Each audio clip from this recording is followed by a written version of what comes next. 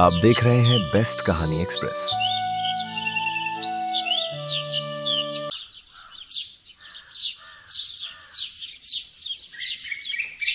बहुत समय पहले की बात है। एक हरे भरे जंगल में चमेली नाम की एक बहुत ही चतुर लोमड़ी रहती थी।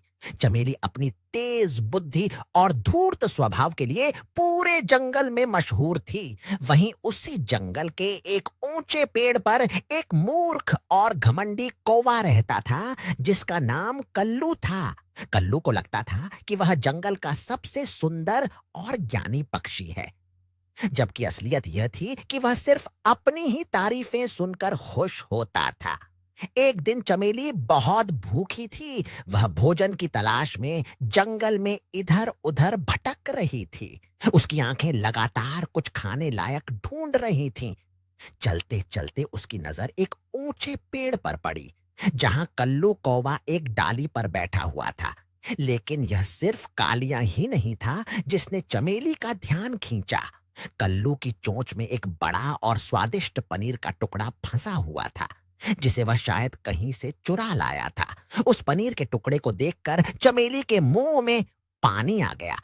उसने सोचा, वाह, कितना शानदार भोजन है। यह मूर्ख कौवा इस पनीर के टुकड़े के लायक नहीं है। मुझे इसे हासिल करने के लिए अपनी अक्ल का इस्तेमाल करना होगा। चमेली ने तुरंत एक योजना बनाई। वह धीरे धीरे चलकर उस पेड़ के नीचे पहुंची जहां कल्लू बैठा था। कल्लू ने जब नीचे लोमड़ी को देखा तो वह थोड़ा चौकन्ना हुआ, लेकिन उसने अपनी चोंच में फंसे पनीर के टुकड़े को कसकर पकड़ा रहा। चमेली ने बड़े विनम्र और मीठे स्वर में कल्लू को संबोधित किया। बाका उगी, क्या? उसने अपनी सबसे मासूमियत भरी आवाज निकाली और कहा, ओह प्रिय कल्लू जी, आप कितने भाग्यशाली हैं कि मैं आपको आज देख पाई। कल्लू ने पनीर को और कसकर पकड़ा और बिना कुछ बोले लोमड़ी को घूरता रहा। चमेली अपनी बात जारी रखती है। हे वन के राजा, आपकी सुंदरता का तो कोई जवाब ही नहीं है। आपके पंख कितने चमकदार और काले हैं, जैसे रात का अंधेरा भी आपसे शर्मा जाए। और आपकी चाल जब आप उड़ते होंगे तो ऐसा लगता होगा जैसे हवा भी आपके गुलाम है।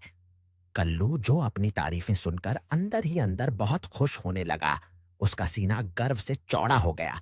चमेली ने देखा कि उसका जाल काम कर रहा है। उसने अपनी बात को और आगे बढ़ाया।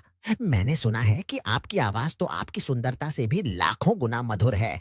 लोग कहते हैं कि जब आप गाते हैं तो पूरा जंगल अपनी धुन पर नाच उठता है। मैं दूर दूर तक भटकी हूं, पर मैंने कभी इतना सुरीला गायक नहीं देखा। क्या आप मुझे अपने दिव्य गायन का एक छोटा सा टुकड़ा सुनाकर मुझ पर कृपा करेंगे? वह चमेली की इन मीठी मीठी बातों को सुनकर पूरी तरह से पिघल चुका था। वह पूरी तरह से भूल गया कि उसकी चोंच में अमूल्य पनीर का टुकड़ा फंसा हुआ है। उसे लगा कि अगर उसने मना कर दिया तो चमेली और पूरा जंगल सोचेगा कि उसकी आवाज अच्छी नहीं है। घमंड ने उसकी बुद्धि को पूरी तरह से ढक लिया था। बस फिर क्या था? बिना एक पल सोचे कल्लू ने अपने आप को एक महान गायक समझते हुए अपनी प्रशंसा में डूबा हुआ गाने के लिए अपनी चोंच खोली। जैसे ही उसने काव काव की आवाज निकालने के लिए चोंच खोली, वैसे ही उसकी चोंच में दबा हुआ स्वादिष्ट पनीर का टुकड़ा फिसलकर धम से सीधे नीचे जमीन पर जा गिरा। चमेली लोमड़ी तो इसी पल का इंतजार कर रही थी। पनीर का टुकड़ा नीचे गिरते ही चमेली ने एक पल भी बर्बाद नहीं किया। वह बिजली की तेजी से आगे बढ़ी, पनीर के टुकड़े को अपने मुंह में दबोचा और वहां से दूर भागने लगी। वह पेड़ से थोड़ा दूर जाकर रुकी और पनीर का एक बड़ा टुकड़ा निगलने के बाद उसने ऊपर कल्लू की तरफ देखा। कल्लू अब अपनी मूर्खता पर शर्मिंदा और गुस्सा हो रहा था। वह अपनी गलती पर काव काव करके रो रहा था। चमेली ने हंसते हुए ऊपर देखा और मजेदार अंदाज में कहा, प्रिय कल्लू जी, आपकी आवाज भले ही अच्छी ना हो, लेकिन आपकी मूर्खता ने आज मेरा पेट भर दिया। यह कहकर चमेली जीत के भाव से अपना बचा हुआ पनीर लेकर जंगल में गायब हो गई। कल्लू कौवा भूखा, मूर्ख और शर्मिंदा होकर अपनी गलती पर बहुत पछताया। उस दिन उसने सीखा कि झूठी प्रशंसा पर कभी विश्वास नहीं करना चाहिए और किसी के भी बहकावे में आकर अपनी कीमती चीज नहीं खोनी चाहिए। यह कहानी आपको अच्छी लगी तो हमारे चैनल को सब्सक्राइब करें, वीडियो को लाइक करें और शेयर करें। मिलते हैं अगले वीडियो में। धन्यवाद। बहुत समय पहले की बात है। एक गांव था।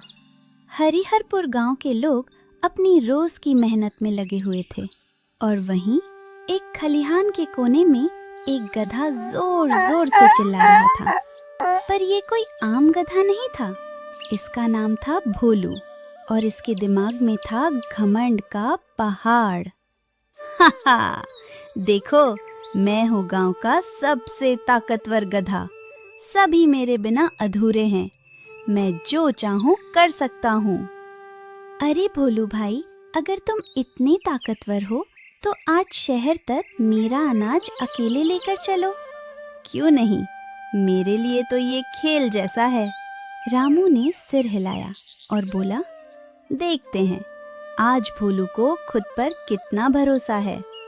रामू अपने घर भोलू को ले गया और वोल्यूमी की पीठ पर अनाज की बोरी रख दिया और निकल दिया बाजार की ओर। और यूं शुरू हुआ भोलू का घमंड भरा सफर।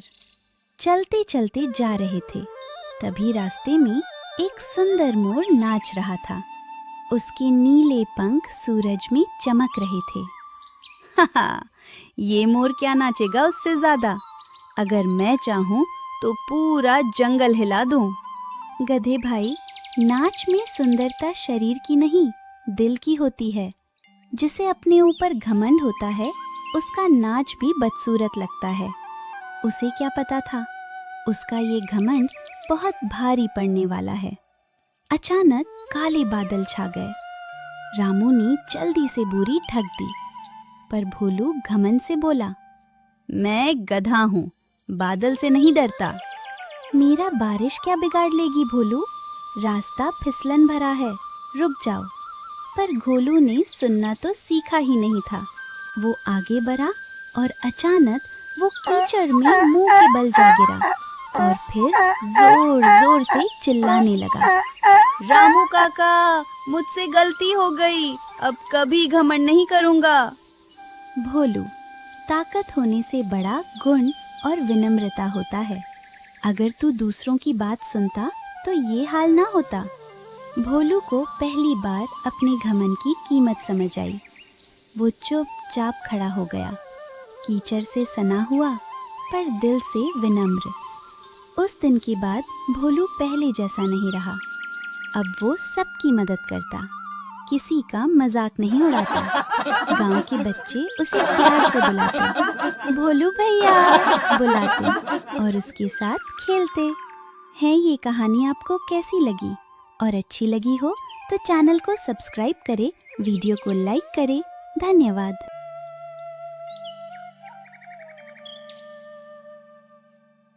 उत्तर भारत की तराई में बसे एक छोटे से गांव चंद्रपुरी, जहां एक किसान रहता था, लखन।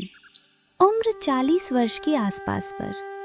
चेहरे पर थकान और अनुभव ने उसे 60 का दिखा दिया था।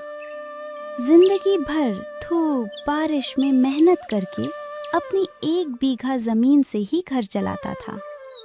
पत्नी का देहांत 5 साल पहले हो चुका था और अब उसके साथ उसका 10 वर्षीय बेटा, जिसका नाम छोटू था, जो उसकी छोटी सी दुनिया और जीने की वजह दोनों था।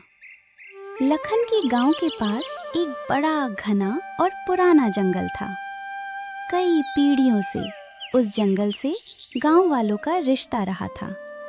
कोई लकड़ी लाता, कोई औषधीय पत्तियां, कोई पशुओं को चराने लेकर जाता। पर पिछले कुछ समय से जंगल अजीब तरह से बदल गया था। लोगों का कहना था कि रात में वहां इंसानों जैसी आवाजें सुनाई देती हैं। पेड़ों के बीच किसी की परछाइयां घूमती दिखती हैं। कई बार पशु भी अचानक गायब हो जाते थे। गांव वाले धीरे धीरे जंगल से डरने लगे थे, लेकिन लखन के लिए डर कोई चीज नहीं था। उसको ज्यादा जरूरी था अपना खेत बचाना। इस साल बारिश समय पर नहीं आई थी। उसे जंगल के किनारे वाली नदी से एक छोटी नहर बनानी थी। एक दिन सुबह सवेरे लखन ने खुद से कहा, अगर आज नहर ना बनाई तो फसल खराब हो जाएगी। छोटू का पेट कैसे भरूंगा? वो अपना फावड़ा और एक रस्सी लेकर जंगल की ओर चल पड़ा। छोटू ने पीछे से आवाज लगाई, बाबा अकेले मत जाइए, जंगल में डर लगता है। लखन मुस्कुराया, डरने से अच्छा है सामना करना बेटा, जल्दी लौट आऊंगा। जैसे ही वो जंगल में दाखिल हुआ, उसे महसूस हुआ कि हवा भारी और नम थी। पेड़ों की पत्तियां बिना हवा के भी थरथरा रही थीं, मानो उसमें कुछ फुसफुसा रहा हो। लखन ने सोचा, शायद मेरा वहम हो। वो नदी की ओर बढ़ा। नदी दूर नहीं थी, पर रास्ता खराब और जंगली झाड़ियों से भरा हुआ था। बीच बीच में जंगली पक्षियों और बंदरों की आवाज गूंज रही थी, पर आज जानवर, पंछी भी जैसे ज्यादा बेचैन थे। नदी तक पहुंचकर उसने नहर खोदनी शुरू की। 1 घंटे की मेहनत के बाद वो पसीने से तरबतर हो गया। तभी उसे लगा कि पीछे किसी ने झाड़ी हिलाई है। उसने पलटकर देखा, कोई नहीं। लेकिन फिर वो काम में लग गया। उसे फिर वही आवाज आई। इस बार उसने ऊंचे स्वर में पूछा, कौन है? कोई है क्या जंगल में? कोई बोला नहीं, पर लगा जैसे हवा में किसी की छाया लहराई हो। तभी अचानक एक तेज आवाज आई, रुक जाओ, रुक जाओ। लखन चौंक कर पीछे मुड़ा। सामने एक लंबी, दुबली पतली आकृति खड़ी थी। उसका शरीर मिट्टी और पत्तों से ढका था। बाल लंबे और आंखें चमकीली, हरी थी। कुछ पल के लिए लखन का दिल तेजी से धड़कने लगा, पर फिर उसने हिम्मत बांधी। तुम कौन हो? यहाँ क्या कर रही हो? वो आकृति धीरे से बोली, मैं इस जंगल की रक्षक हूँ। लोग मुझे वन देव कहते हैं। तुम यहाँ नहर क्यों बना रहे हो? लखन हैरानी से बोला, रक्षक? ये तो इंसानों की दुनिया है। तुम किस तरह की इंसान हो? वन देव ने उदासी भरी आवाज में कहा, मैं भी कभी इंसान थी, पर वर्षों पहले गांव वालों ने जंगल को इतनी बेरहमी से काटा कि मुझे प्रकृति की रक्षा की प्रतिज्ञा लेनी पड़ी। तब से इस जंगल और इसके जीव जंतुओं की सुरक्षा मेरी जिम्मेदारी है। लखन ने वन देवी के आंखों में दर्द महसूस किया। मैं जंगल को नुकसान पहुंचाने नहीं आया, नहर बनाकर फसलों को बचाना चाहता हूँ। वन देव ने नदी की ओर इशारा किया। इस नहर से जंगल का पानी कम होगा, पौधे सूखेंगे, जानवर प्यासे मरेंगे। लखन ने भारी आवाज में कहा, पर अगर मैं पानी ना लाया तो मेरा बेटा भूखा मर जाएगा। दोनों के बीच भारी खामोशी छा गई। वनदेव ने कहा, जंगल और इंसान दोनों को बचाने के लिए कोई और रास्ता होना चाहिए। लखन ने सिर हिलाया। मैं गरीब आदमी हूँ, सरकार से मदद नहीं मिलती। गांव वाले भी अपने अपने दुख में फंसे हैं। मैं क्या करूं? वनदेव ने उसे गहरी नजर से देखा। अगर तुम जंगल के लिए काम करोगे तो जंगल तुम्हारी मदद करेगा।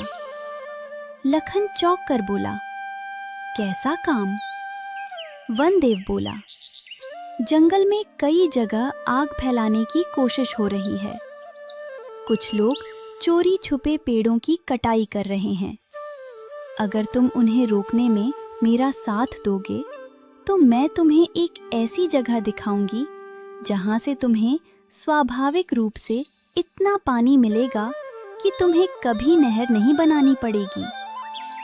लखन सोच में पड़ गया, फिर बोला, अगर इससे जंगल भी बचेगा और मेरी फसल भी, तो मैं तैयार हूँ। वनदेव ने सिर हिलाया और बोला, तुम मेरे पीछे आओ। दोनों जंगल के भीतर गहराई में जाने लगे। रास्ता कठिन था, पर चलने पर ऐसा लग रहा था कि पेड़ खुद उनके लिए रास्ता बना रहे हों। ये देख लखन को आश्चर्य भी हुआ और डर भी लगा। कुछ दूरी पर पहुंचकर उन्होंने देखा कि दो आदमी बड़े पेड़ पर कुल्हाड़ी मार रहे हैं। आसपास लकड़ी कटाने का सामान फैला था। पास ही कुछ पॉलीथीन में पेट्रोल भी रखा, जिससे साफ था कि वे आग लगाने की तैयारी में थे। लखन ने वनदेव की ओर देखा। वनदेव ने कहा, इन्हें रोकना होगा। लखन ने हिम्मत जुटाई और जोर की आवाज में चिल्लाया, अरे क्या कर रहे हो तुम लोग? दोनों आदमी चौंक कर मुड़े। एक ने गुस्से में कहा, तुझे क्या लेना देना, दफा हो जा यहाँ से। पर लखन पीछे नहीं हटा। जंगल सबका है, इसे कोई नहीं कटेगा और न जलाएगा। तभी वनदेव आगे आई। जैसे ही दोनों लकड़हारे ने उनकी आंखों में वो हरी चमक देखी, वे डर से कांपने लगे। अचानक हवा तेज हो गई, पेड़ हिलने लगे, पत्तियां गोल गोल घूमने लगी। लकड़हारे डर कर भाग निकले। लखन हैरान रह गया। वनदेव ने समझाया, जंगल खुद अपनी रक्षा करने की कोशिश करता है, पर कभी कभी इंसानों की भी मदद लेनी पड़ती है। लखन ने कहा, अब मैं समझ रहा हूँ कि जंगल भी हमारा परिवार है। वनदेव मुस्कुराया, अब समय है कि मैं तुम्हें वह जगह दिखाऊं जहाँ से पानी आता है। दोनों आगे बढ़े। रास्ता झाड़ियों से भरा हुआ था, लेकिन आखिरकार वे एक छोटी पहाड़ी के पास पहुंचे, जिसके पास एक छिपा हुआ झरना था। यह जंगल का सबसे पवित्र और सुरक्षित स्थान था, जहाँ कोई इंसान पहले कभी नहीं आया था। झरने का पानी बिल्कुल साफ, चमकीला और लगातार बह रहा था। वनदेव ने कहा, यह पानी कभी नहीं सूखता, इसे हमारा जीवन झरना कहते हैं। लखन ने आश्चर्य से पूछा, क्या मैं यहाँ से पानी ले सकता हूँ? वनदेव बोले, हाँ, पर एक शर्त पर। तुम हर साल जंगल में 10 पेड़ लगाओगे और उन्हें बड़ा होने तक संभालोगे। लखन की आंखें भर आईं। लखन की आंखों में आंसू आ गए। ये तो चमत्कार है। वनदेव ने कहा, यह चमत्कार नहीं, इंसान और प्रकृति का संतुलन है। अगर तुम इसे निभाओगे, जंगल हमेशा तुम्हारा साथ देगा। और फिर वनदेवी और लखन अपने अपने घर की तरफ लौट गए। लखन जब गांव लौटा तो सूर्य ढल चुका था। छोटू दौड़कर आया और बोला, बाबा देर क्यों हो गई? मैं बहुत डर गया था। लखन ने बोला, आज जंगल ने हमारा साथ दिया बेटा, आगे भी देता रहेगा। बस हमें जंगल को सुरक्षित रखना होगा। लखन की फसल इतनी अच्छी हुई कि गांव वाले देखते ही रह गए। लखन ने सबको सच बताया, पर वनदेव वाली बात किसी ने नहीं मानी। उसने अपना वचन निभाया। वो हर साल पेड़ लगाता, जंगल को साफ रखता और गांव की चौपाल पर गांव वालों को भी प्रेरित करता। और अब जंगल में जानवर लौट आए, पक्षियों की आवाजें बढ़ी और जंगल की रौनक बढ़ गई। यह कहानी आपको कैसी लगी? मिलते हैं अगले वीडियो में। वीडियो को लाइक करें, चैनल को सब्सक्राइब करें, शेयर करें। धन्यवाद। बहुत समय पहले की बात है। एक गांव था, हरिहरपुर। हरिहरपुर गांव के किनारे बहुत ही घना और विशाल जंगल था। उस गांव में हरिया नाम का एक मेहनती लोहार रहता था। वह दिन रात अपनी भट्ठी पर काम करता और लोगों के लिए औजार, हल और हथियार बनाता। उसका स्वभाव नेक था, लेकिन वह किसी पर भी जल्दी भरोसा कर लेता। गांव के पास ही एक पेड़ के नीचे चालाक सियार भी रहता था, जिसका नाम था भोलू था। भोलू को मेहनत करना पसंद नहीं था। वह हमेशा आसान रास्ते ढूंढता ताकि बिना मेहनत के पेट भर सके। एक बार वह जंगल में खाना ढूंढने गया, मगर कुछ नहीं मिला। और फिर बारिश के दिनों में जंगल में भोजन कम हो गया और वह भोलू भूखा सियार गांव की ओर आया। उसने देखा कि लोहार की दुकान पर ढेर सारे लोहे के औजार और कुछ अनाज की बोरियां रखी हुई हैं। सियार ने सोचा, अगर मैं इस लोहार से दोस्ती कर लूं तो मुझे रोज खाने पीने का सामान आसानी से मिल जाएगा। फिर वह लोहार के पास आया और मीठे स्वर में बोला, भाई हरिया, तुम कितने परिश्रमी हो। तुम्हें रोज कितना कठिन काम करना पड़ता है। अगर चाहो तो मैं तुम्हारा साथी बन सकता हूँ। मैं तुम्हारी दुकान की रखवाली करूँगा। हरिया सरल स्वभाव का था। उसने सोचा कि यह अच्छा विचार है। यह सियार मेरे सामान की रखवाली करता रहेगा।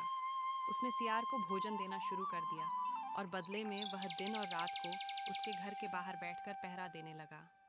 कुछ दिन तक सब ठीक चला, मगर धीरे धीरे सियार का लालच बढ़ने लगा। वह दुकान से चुपके चुपके अनाज खाने लगा और अनाज चुराकर जंगल में छिपाने लगा। हरिया को इसका पता नहीं चला। वह तो सियार को अपना सच्चा मित्र मानने लगा था। एक दिन सियार ने सोचा, अनाज से पेट नहीं भरता। अगर मैं इस लोहार की मेहनत से कमाया हुआ धन भी हथिया लूं, तो मुझे कभी भूखा नहीं रहना पड़ेगा। रात के समय जब हरिया गहरी नींद में सो रहा था, तभी सियार घर के भीतर घुसा। उसने देखा कि कोने में लोहे का बड़ा संदूक रखा है, जिसमें सिक्के भरे हुए थे। लेकिन जैसे ही उसने संदूक खोलने की कोशिश की, पंजे से कोई सामान गिर गया और फिर जोर की आवाज हुई। हरिया की नींद खुल गई। वह देखा कि उसका मित्र चोरी करने की कोशिश कर रहा है। हरिया का दिल टूट गया। उसने क्रोध और दुख से कहा, पागल सियार, मैंने तुम्हें मित्र मानकर भोजन दिया, आश्रय दिया, लेकिन तुमने मेरा विश्वास तोड़ा। मित्रता का मतलब मदद करना होता है, न कि धोखा देना। सियार घबरा कर बोला, माफ करना भाई, लालच ने मेरी बुद्धि पर पर्दा डाल दिया। मुझे एक और मौका दो। लेकिन हरिया समझ गया। उसने डंडा उठाया और सियार को घर से बाहर भगा दिया। उस दिन के बाद गांव वाले भी सियार से सतर्क रहने लगे। धीरे धीरे वह भूखा प्यासा जंगल में भटकता रहा और अपनी ही चालाकी के कारण नष्ट हो गया। हरिया ने उस घटना से एक सीख ली कि किसी भी व्यक्ति पर आंख मूंद कर भरोसा नहीं करना चाहिए। दोस्तों, आपको यह कहानी कैसी लगी? अगर अच्छी लगी है तो वीडियो को लाइक करें, चैनल को सब्सक्राइब करें और शेयर करें। धन्यवाद। मिलते हैं अगले वीडियो में। एक बहुत ही सुंदर, छोटा और हरा भरा गांव था। उस गांव में एक प्यारी सी नानी रहती थी। नानी के घर के बाहर एक सुंदर मोरनी रहती थी। उसके पंख नीले हरे रंग के थे और वो रोज सुबह नानी के साथ खेतों में दाना चुगने जाती थी। नानी मोरनी से बहुत प्यार करती थी और रोज बच्चों को गुनगुनाकर सुनाती थी। नानी तेरी मोरनी को मोर ले गए, नानी तेरी मोरनी को मोर ले गए। एक दिन की बात है, जंगल से एक घमंडी सा मोर आया। उसने मोरनी को देखा और बोला, तुम जंगल चलो, वहां बहुत मजा है। मोरनी थोड़ी भोली थी। वो मोर के साथ जंगल चली गई। अब नानी रोज उदास रहने लगी। अब नानी ने देखा कि आंगन सूना सूना सा लग रहा है, क्योंकि मोरनी नहीं थी। नानी परेशान हो गई और बोली, अरे मेरी मोरनी कहाँ गई? अनानी अपनी छड़ी लेकर जंगल पहुंची। उन्होंने जोर से आवाज लगाई, मोरनी बेटा, कहाँ हो? नानी की आवाज सुनते ही मोरनी भागती हुई आई। उसने कहा, नानी, जंगल अच्छा है, पर आपका घर सबसे प्यारा है। मोर को भी अपनी गलती समझ आ गई। उसने माफी मांगी और बोला, मोरनी जहाँ खुश है वहीं रहे। नानी खुशी खुशी मोरनी को घर ले आई। उस दिन से नानी हंसते हुए बोलती और बच्चों को सुनती, नानी तेरी मोरनी वापस आ गई, नानी तेरी मोरनी वापस आ गई।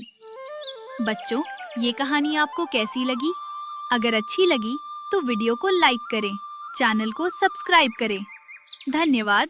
मिलते हैं अगले कहानी में। ये बहुत पहले की बात है। एक बहुत ही घना और विशाल जंगल था।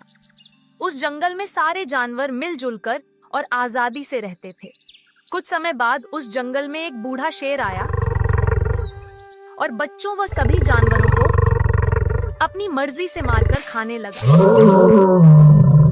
उस शेर से परेशान होकर सब जानवरों ने एक निर्णय लिया और शेर से मिलने गए और शेर से बोला, महाराज, इस जंगल के हम सभी जानवरों ने एक मिलकर एक निर्णय लिया है। कैसा निर्णय लिया है? हम में से हर रोज एक जानवर आपका भोजन बनकर आएगा। नहीं, मैं क्यों तुम्हारी बात मानूं? महाराज, ऐसे ही चलता रहा तो हम सब थोड़े ही दिनों में मर जाएंगे, तो फिर आपको खाना नहीं मिलेगा। हाँ महाराज, आप भी बूढ़े हो गए हो, शिकार नहीं कर सकते हो। सारे जानवरों की फरियाद को सुनकर शेर ने कहा, ठीक है, अब बच्चों, हर रोज एक जानवर शेर का भोजन बनकर जाने लगा। एक दिन खरगोश की बारी आई। खरगोश नियमित समय पर ना जाकर जानबूझकर देर करने लगा और जब शेर के पास पहुंचा, इतनी देर क्यों लगा दी? तुम्हें खाने से तो अब भूख भी नहीं मरेगी। महाराज, मेरे साथ एक और जानवर भी आया था। मगर उसे रास्ते में एक और शेर ने खा लिया।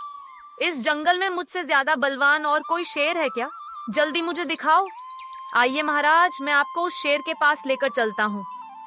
धीरे धीरे खरगोश कुएं की तरफ चल दिया। खरगोश उस बूढ़े शेर को एक कुएं के पास लेकर पहुंचा। शेर दहाड़ते हुए उस कुएं में झांका तो उसे अपना ही प्रतिबिंब दिखाई दिया। उसे दूसरा शेर समझकर मारने के लिए कुएं में कूद पड़ा और कुएं से बाहर निकल नहीं पाया और बेचारा शेर उसी पानी में डूबकर मर गया। तो बच्चों, खरगोश ने जंगल में एक सभा बुलाई। उस सभा में सभी जानवर खरगोश की तारीफ करने लगे और खुशी से झूम उठे थे, क्योंकि उनको शेर से छुटकारा मिल चुका था। और फिर उस जंगल में सभी जानवर मिलजुल कर रहने लगे। तो बच्चों, ये कहानी आपको कैसी लगी? मिलते हैं आपको अगले वीडियो में। चैनल को सब्सक्राइब करें, वीडियो को लाइक करें। धन्यवाद। शेर और हाथी की दोस्ती। एक जंगल में एक शेर रहता था। एक दिन उसको बहुत जोर की भूख लगी। तभी शेर ने हिरण को देखा और उसको मार कर खा गया। खाते समय शेर के गले में हिरण की हड्डी फंस गई। शेर उस हड्डी को निकाल नहीं पा रहा था। उसे बहुत तेज दर्द हो रहा था। शेर जंगल में मदद के लिए इधर उधर घूम रहा था। तभी शेर को एक मोर नजर आया। शेर ने मोर से कहा कि मेरे गले में हड्डी अटक गई है, क्या तुम मेरी मदद कर सकते हो? मोर ने कहा, ऐसा कभी नहीं हो सकता। इस बहाने से तुम मेरे को खाना चाहते हो, यहाँ से चले जाओ। तुम शेर मायूस होकर वहाँ से चला गया। इतने में उसे एक बंदर नजर आया।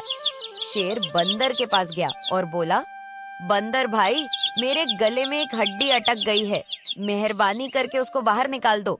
बंदर बोला, मैं बहुत थक गया हूँ, मैं तुम्हारी मदद नहीं कर सकता, मुझे बहुत नींद आ रही है, तुम यहाँ से जाओ, मुझे सोने दो।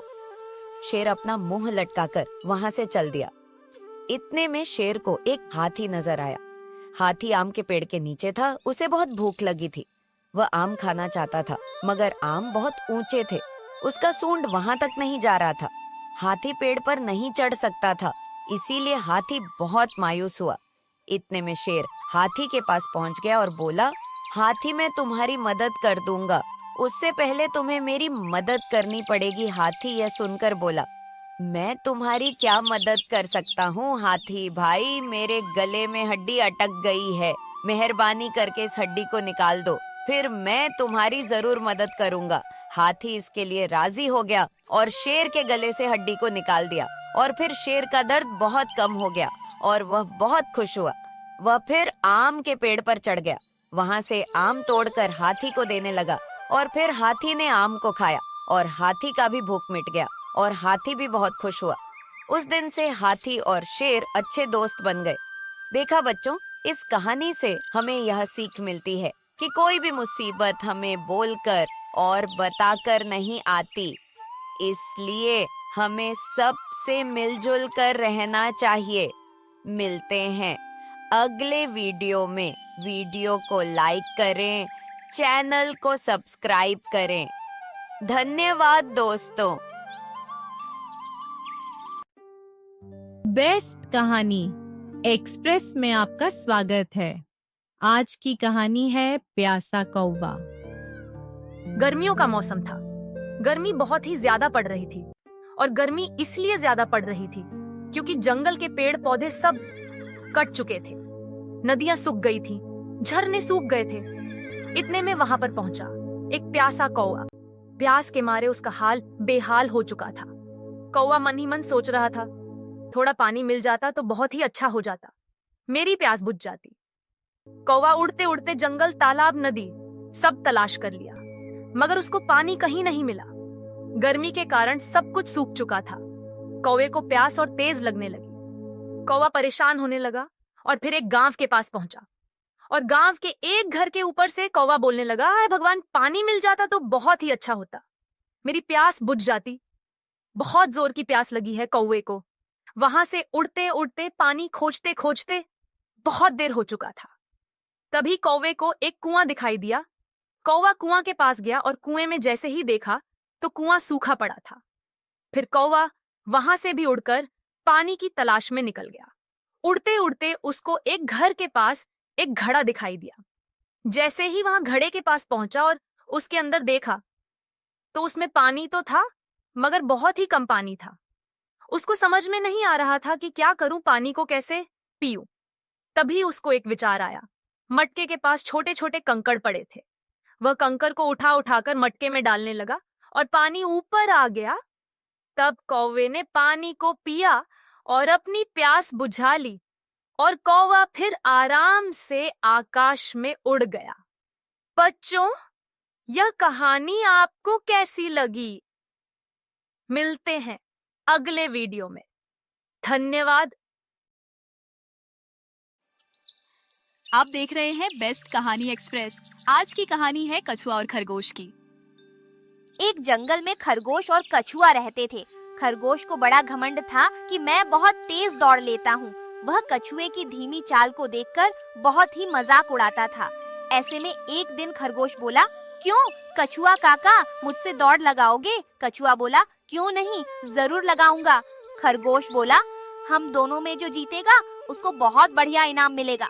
अब इस दौड़ को देखने के लिए जंगल के सारे जानवर बड़ी ही उत्सुकता के साथ वहां पर पहुंचे थे। खरगोश बोला, हम दोनों में से जो उसे दूर पहाड़ी पर पहुंचेगा वह जीतेगा। कछुआ बोला, ठीक है।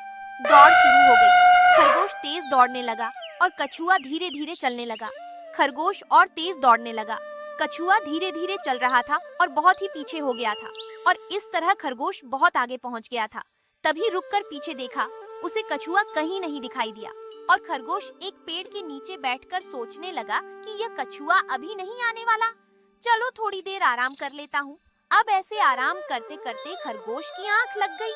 कछुआ धीरे धीरे खरगोश के पास पहुँचा। खरगोश सो रहा था, वहाँ से आराम से आगे निकल गया। जब कुछ देर बाद खरगोश की आंख खुली तो उठकर वह पहाड़ की ओर दौड़ने लगा। पहाड़ के पास पहुंचकर उसने कछुए को देखा तो बोला, कछुआ काका, तुम ही जीते, मुझे माफ करना, मुझे बहुत ही घमंड हो गया था।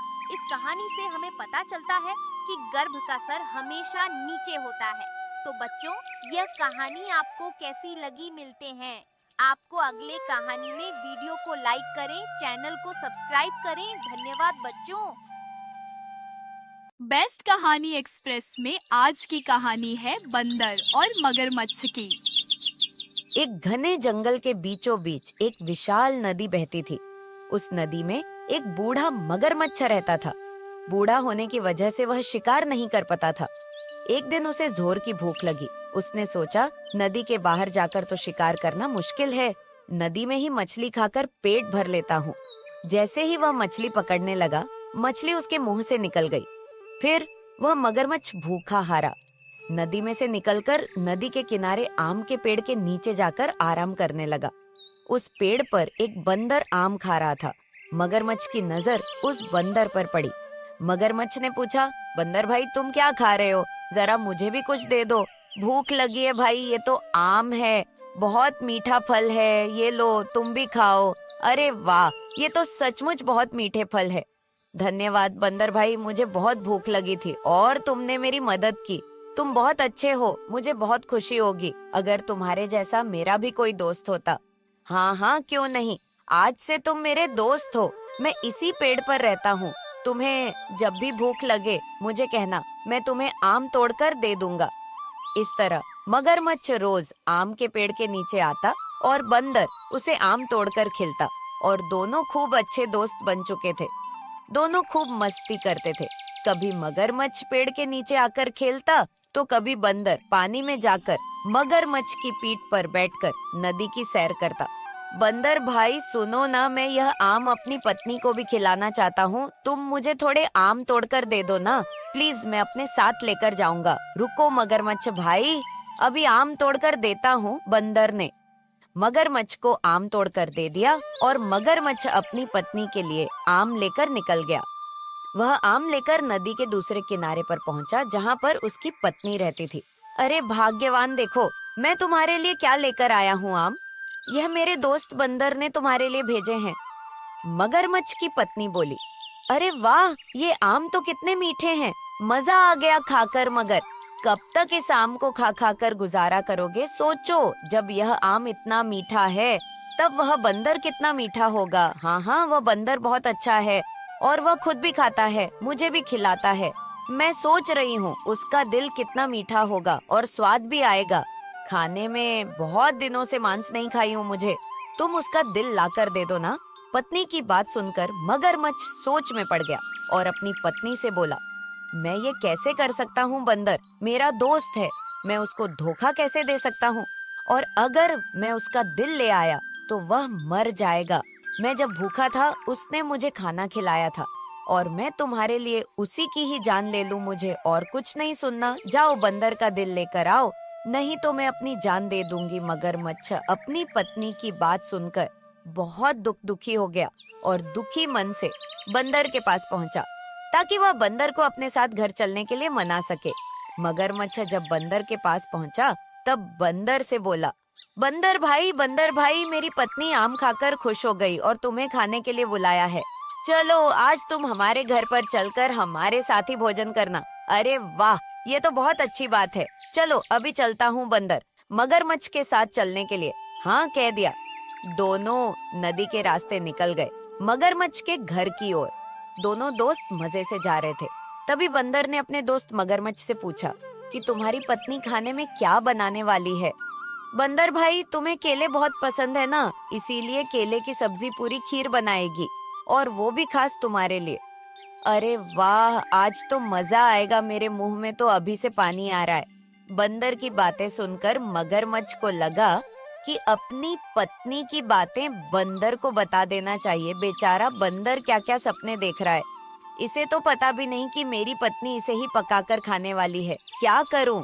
मैं बंदर को सारी बात बता देता हूँ। तभी मगरमच्छ ने बोला, बंदर भाई, मैं तुम्हें एक बात बताना चाहता हूँ। मेरी पत्नी तुम्हारे दिल को खाना चाहती है। मुझे माफ कर देना दोस्त, अगर उसने तुम्हारा दिल नहीं खाया तो वह मर जाएगी। बंदर ने मगरमच्छ की बात सुनी और उसके दिमाग में तुरंत एक तरकीब सोची। बंदर भी कुछ कम नहीं था। हाँ, क्यों नहीं, जरूर। पर दोस्त, तुमने ये बात मुझे चलने से पहले क्यों नहीं बताई? हम बंदर अपना दिल पेड़ पर ही संभाल कर रखते हैं, हमें फिर वापस जाना पड़ेगा दिल लेने के लिए। तुम मुझे आम के पेड़ के पास ले चलो। ओहो बंदर भाई, मैं भी कितना पागल हूँ, अब हमें फिर से वापस जाना पड़ेगा। चलो चलकर तुम्हारा दिल ले आते हैं। अगर मैं खाली गया तो मेरी पत्नी मेरा दिल निकाल कर खा जाएगी। मगरमच्छ बंदर को वापस पेड़ के पास ले आया। जैसे ही वह पेड़ के पास पहुंचा, बंदर वैसे ही कूदकर आम के पेड़ पर चढ़ गया और मगरमच्छ से बोला, अरे बेवकूफ मगरमच्छ, क्या कोई दिल बाहर निकाल कर भी जिंदा रह सकता है?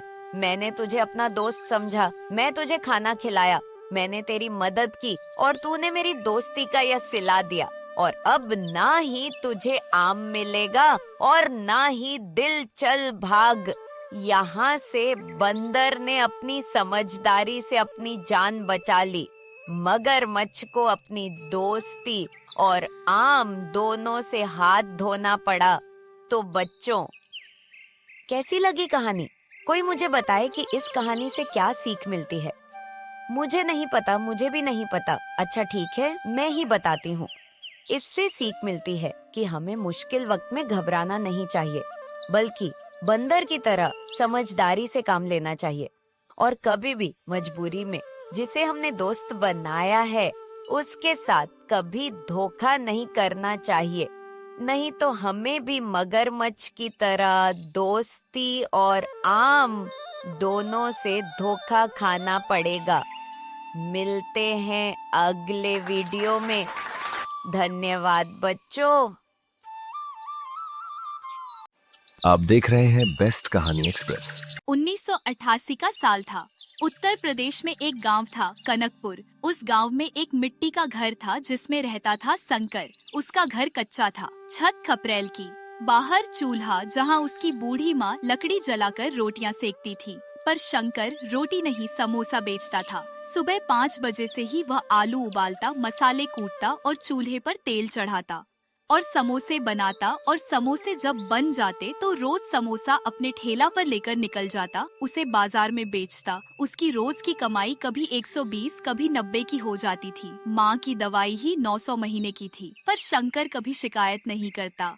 एक शाम तेज बारिश हो रही थी। शंकर ठेला समेट रहा था। तभी एक छोटा लड़का भीगा हुआ ठंड से कांपता हुआ पास आया। समोसे वाले भैया, समोसा कितने का है? 2 रुपए का है बेटा। लड़का जेब टटोलता रहा। उसके पास सिर्फ 25 पैसे थे। शंकर ने बिना कुछ कहे 2 गरम समोसे प्लेट में रखकर दे दिए। भैया मेरे पास पैसे नहीं है। बेटा पहले पेट भरो, पैसा बाद में भी आ जाएगा।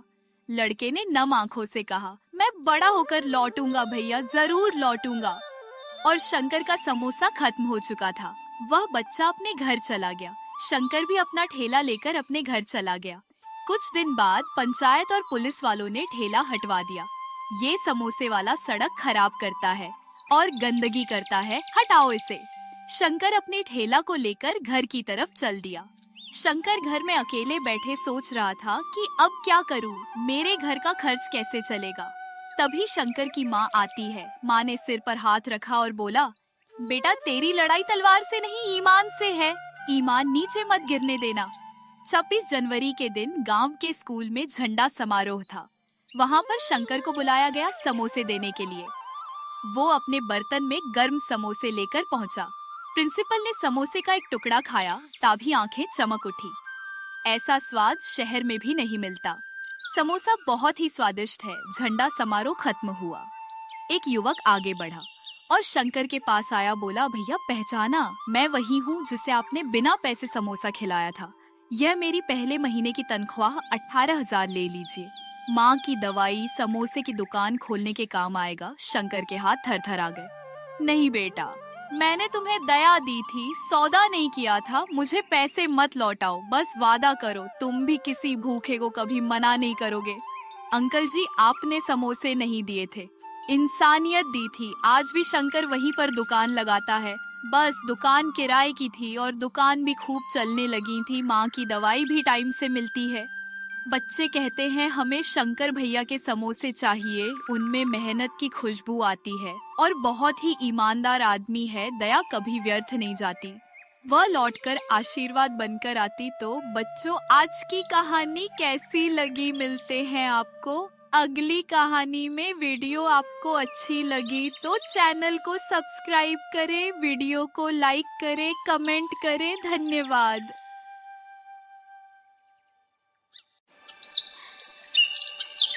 उत्तर प्रदेश के गोरखपुर जिले में जंगल था। जंगल का नाम कुसुमी था। उसमें एक बुलबुल चिड़िया का परिवार रहता था। उसने पेड़ की एक डाल पर अपने लिए घोंसला बनाया था। बुलबुल और उसके बच्चे उस घर में रहते थे। अचानक बारिश का मौसम आ गया और बहुत तेज बारिश होने लगी। बुलबुल चिड़िया बेचारी कहीं बाहर नहीं निकल पा रही थी। एक रात अचानक बहुत तेज हवा चलने लगी, जिसकी वजह से बुलबुल चिड़िया का घर टूट गया और नीचे जा गिर पड़ा। बुलबुल चिड़िया और उसके बच्चे बारिश में पूरी तरह से भीग चुके थे। बेचारी उस बुलबुल चिड़िया को कुछ समझ नहीं आ रहा था कि वह क्या करे। फिर बुलबुल चिड़िया उड़ते उड़ते अपने बच्चों को लेकर पास ही रहने वाले एक कौवे के घर गई और उसके घर का दरवाजा खटखटाया। कौवा जी, क्या तुम्हारे घर में हमें थोड़ी देर के लिए जगह मिलेगी? बारिश के कारण मेरा घर उड़ गया है। मेरे बच्चे बारिश में भीग रहे हैं। दरवाजा खोलो। तो मैं क्या करूंगा? बारिश के रुकने तक हम तुम्हारे घर में रुकेंगे। दरवाजा खोलो। मेरे बच्चे बहुत कांप रहे हैं। मेरे भी बच्चे अभी अभी सोए हैं। अगर मैं दरवाजा खोल दूंगा तो ठंडी हवा की वजह से वह जाग जाएंगे। मैं दरवाजा नहीं खोल सकता। इस तरह उस कौवे ने जवाब दिया और दरवाजा भी उसने नहीं खोला। बेचारी बुलबुल चिड़िया अपने बच्चों को लेकर वहां से चली गई। कुछ दिन गुजरने के बाद कौवा उड़ता उड़ता बुलबुल चिड़िया के घर गया और बुलबुल चिड़िया के घर का दरवाजा खटखटाया। कौन है दरवाजे पर? बुलबुल चिड़िया। मैं कौवा हूँ, मेरा घर बारिश और हवा की वजह से टूट चुका है। दया करके दरवाजा खोलो। आज की रात हम तुम्हारे घर में रहेंगे। ठीक है, अंदर आ जाओ। यह कहकर बुलबुल चिड़िया ने अपने घर का दरवाजा खोला और फिर कौवा अपने बच्चों को लेकर घर के अंदर आ गया और अपने बच्चों को सुला दिया। कुछ दिन पहले बुलबुल चिड़िया के साथ किया बर्ताव कौवे को याद आया और वह बहुत शर्मिंदा हो गया। मुझे माफ कर दो बुलबुल चिड़िया। इसी हालत में जब तुम मेरे पास आई थी तब मैंने तुम्हें अपने घर में आने नहीं दिया और ना ही दरवाजा खोला था, लेकिन तुमने मेरे बच्चों को और मुझे अपने घर में जगह दी। तुम्हारा यह एहसान मैं अपनी जिंदगी में कभी नहीं भूलूंगा। कोई बात नहीं कौवा जी, जब तक आप अपना घर नहीं बना लेते तब तक यहीं रुक जाओ, क्योंकि मैं बहुत अच्छी तरह जानती हूँ कि ऐसी स्थिति में कैसा होता है। आप बिल्कुल चिंता मत करो। बुलबुल चिड़िया, तुम कितनी अच्छी हो। मैंने तुम्हारी कोई मदद नहीं की, लेकिन फिर भी तुमने मेरा पूरा साथ दिया। आज से मैं तुम्हारा अच्छा दोस्त बनकर रहूंगा और हर मुश्किल वक्त में तुम्हारा साथ दूंगा। इस तरह कौवा और बुलबुल चिड़िया एक दूसरे के बहुत अच्छे दोस्त बन गए। कौवा ने बुलबुल चिड़िया को सहायता न करने के बावजूद भी बुलबुल चिड़िया ने कौवे की पूरी मदद की और अपनी अच्छाई साबित कर ली। इसीलिए बच्चों, हमारी मदद करने वाले की ही नहीं, बल्कि हमारी मदद न करने वाले की भी हमें मदद करनी चाहिए, तभी वह हमारा भी साथ देते हैं। अगर हम किसी की मदद नहीं करेंगे तो हमारी भी कोई मदद नहीं करेगा। हर कोई बुलबुल चिड़िया के जैसा अच्छे मन वाला तो नहीं होता। तो बच्चों, ये बताओ आपको ये कहानी कैसी लगी? अच्छी लगी तो वीडियो को लाइक करें, चैनल को सब्सक्राइब करें। धन्यवाद। मिलते हैं अगले वीडियो में।